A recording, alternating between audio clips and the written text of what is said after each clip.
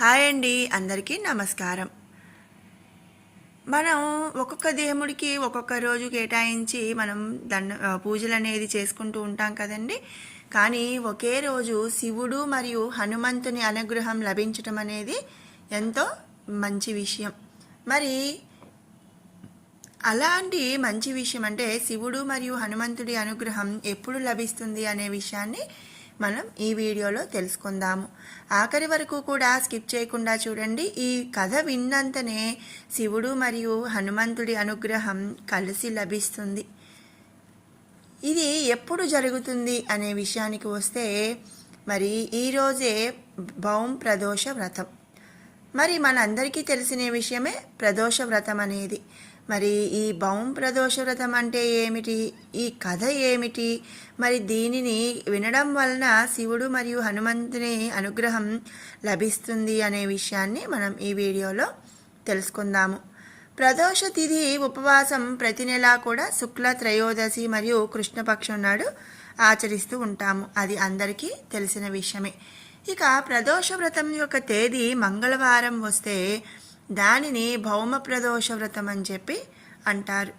మనందరికీ తెలిసిన విషయమే, మంగళవారం హనుమంతునికి ఎంతో ఇష్టమైన రోజు. ఇక ప్రదోష వ్రతం అంటే శివుడికి ఇష్టమైన రోజు. ఈ రెండు కలిసి వచ్చిన రోజే భౌమ ప్రదోష వ్రతం అని చెప్పి అంటారు. ఈ భౌమ ప్రదోష వ్రతం సమయంలో కథ వినటం మరియు చెప్పటం అనేది చాలా పుణ్యంగా పరిగణించబడుతుంది. మరియు ఈ కథతో పూజ కూడా పూర్తవుతుంది. భౌమ ప్రదోష వ్రతం కథను వినడం మరియు చెప్పడం ద్వారా ఎవరైనా శివుని అనుగ్రహాన్ని పొందుతారని, మరియు జీవితంలోని అన్ని కష్టాలు తొలగిపోయి అలాగే హనుమంతుని అనుగ్రహం కూడా లభిస్తుంది అని చెప్పి మన అందరి భక్తుల యొక్క నమ్మకం. ఇక ఈ భౌమ ప్రదోష వ్రతం కథ ఇప్పుడు తెలుసుకుందాము. సూర్జీ చెప్పారు. ఇప్పుడు నేను మంగళ త్రయోదశి ప్రదోష వ్రతం చేసే పద్ధతిని చెబుతున్నాను. మంగళవారం రోగాలను నాశనం చేసేవాడు హనుమంతుడు. ఈ వ్రతంలో ఉపవాసం ఉండేవారు గోధుమలు బెల్లం కలిపి తినాలి. ఈ వ్రతాన్ని ఆచరించడం ద్వారా ఒక వ్యక్తి అన్ని పాపాలు మరియు వ్యాధుల నుండి విముక్తి పొందుతాడు. ఇందులో ఎటువంటి సందేహం కూడా లేదు. ఈ వ్రతాన్ని ఆచరించి మోక్షాన్ని పొందిన ఆ వృద్ధురాలి కథను ఇప్పుడు మీకు చెప్తాను. ఇది చాలా పురాతనమైన సంఘటన. ఒక నగరంలో ఒక వృద్ధురాలు నివసించేది. అతనికి మంగళియా అనే ఒక కుమారుడు ఉన్నాడు. ఆ వృద్ధురాలికి హనుమంతునిపై అమితమైన విశ్వాసం ఉండేది. ఆమె ప్రతి మంగళవారం హనుమంతునికి ఉపవాసం ఉండి ఆచారాల ప్రకారం ఆయనకు సమర్పించేది. ఇది కాకుండా మంగళవారం ఒక్కరు కూడా ఇంటికి సున్నం వేయలేదు, అలాగే మట్టిని కూడా తవ్వలేదు. ఆమె ఈ విధంగా ఉపవాసం ఉండి చాలా రోజులు గడిచినప్పుడు ఈ వృద్ధురాలి విశ్వాసాన్ని ఈరోజు మనం పరీక్షిద్దామని హనుమంతుడు అనుకున్నాడట.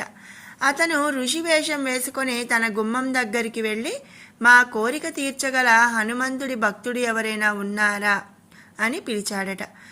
అప్పుడు ఆ వృద్ధురాలు ఈ పిలుపు విని ఆమె బయటకు వచ్చి, మహారాజా, మీ ఆజ్ఞ ఏమిటి అని చెప్పి అడిగింది. ఋషి వేషంలో ఉన్న హనుమంతుడు, నాకు చాలా ఆకలిగా ఉంది అన్నాడు. వృద్ధురాలు సందిగ్ధంలో పడి చివరకు చేతులు ముడుచుకొని ప్రార్థించింది. మీరు ఏది అడిగినా చేయటానికి నేను సిద్ధంగా ఉన్నాను. అతనిని 3 సార్లు పరీక్షించి తర్వాత నువ్వు నీ కొడుకుని పిలువు, నేను అతనిని పడుకోబెట్టి అతని వీపుపై నిప్పు పెట్టి ఆహారం వండుతాను అన్నాడు ఆ ఋషి వేషంలో ఉన్న హనుమంతుడు. వృద్ధురాలు అది విన్నప్పుడు ఆమె కాళ్ళ కింద భూమి జారిపోయిందట. కానీ ఆమె తన వాగ్దానాన్ని కోల్పోయింది. ఇక అతను మంగళియాను పిలిచి సాధుకి అప్పగించాడు. కానీ ఋషులు అలా నమ్మరు. వృద్ధురాలి సాయంతో మంగళయ్యను ఆమె వీపుపై పడుకోబెట్టి నిప్పులు చెరిగారు.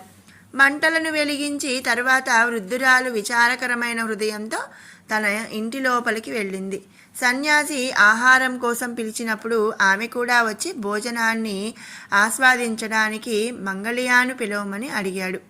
వృద్ధురాలు కన్నీటి పర్యంతమై ఇంకా అతని పేరు చెప్పి నా హృదయాన్ని గాయపరచుకు అని చెప్పింది. కానీ సాధు మహారాజు అంగీకరించకపోవడంతో ఇక వృద్ధురాలు చేసేదేమీ లేక మంగళియాను ఆహారం కోసం పిలవాల్సి వచ్చింది.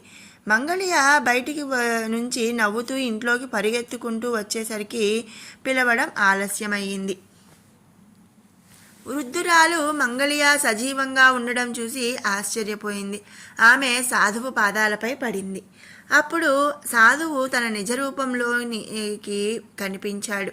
తన ప్రాంగణంలో హనుమంతుడిని చూసిన వృద్ధురాలు తన జీవితం విజయవంతమైందని భావించింది. ఈ విధంగా భౌమ ప్రదోష వ్రతం జరగడం ద్వారా శివుని అనుగ్రహం, ఇటు హనుమంతుని అనుగ్రహం లభిస్తుంది. విన్నారు కదండి, భౌమ ప్రదోష వ్రతం ఎప్పుడు వస్తుంది, ఈ కథ ఏమిటి అనే మంచి విషయాన్ని. మీరందరూ కూడా ఆ శివుడు మరియు హనుమంతుడి అనుగ్రహానికి పాత్రలు కావాలని ఆశిస్తున్నాను. మీకు ఈ వీడియో నచ్చినట్టయితే లైక్ చేయండి, షేర్ చేయండి. అలాగే మరిన్ని అప్డేట్స్ కోసం మన ఛానల్ని సబ్స్క్రైబ్ చేసుకోండి. మరో మంచి వీడియోతో మళ్ళీ కలుసుకుందాం. Thanks for watching.